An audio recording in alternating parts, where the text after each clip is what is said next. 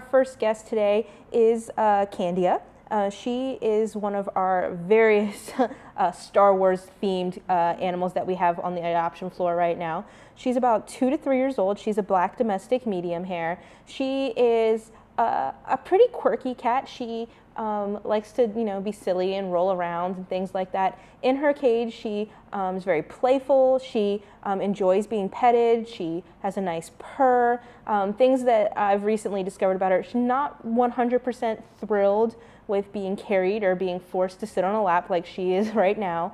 And she really does not enjoy the cat carrier. So things that you can do to help with that, not all cats like to be picked up and carried, and so you just have to respect that that's how she feels and work around that. But to help with the carrier, if you just leave the carrier out all the time, make it a nice nap spot for them, put a bed in there, that can make it a positive experience for them as opposed to something that only happens when they're going to the vet or something scary is going to happen to them. So just leaving it out all the time, making it part of their everyday lives will go a long way to making it easier for you to put them in there, which is good because they should be going to their annual vet visits, but also in case of an emergency if you have to get the animals out of the house quickly.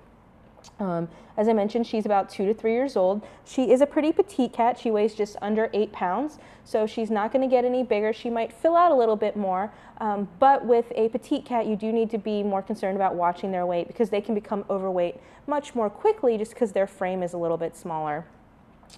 And with the longer-haired cats, it is important to make sure that you're keeping an eye out, seeing if they need any grooming assistance. Some cats are really good about taking care of that on their own. I have a medium-hair cat who is excellent about his grooming habits, but not all of them are, so you want to make sure that you're brushing them out more frequently than you would with a short-hair cat, just to make sure that they don't get matted and things like that.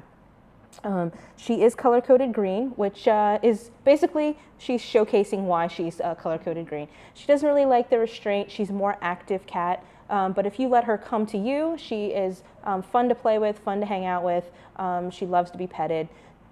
You can visit her here at the shelter. Our address is 1832 Rosemont Avenue.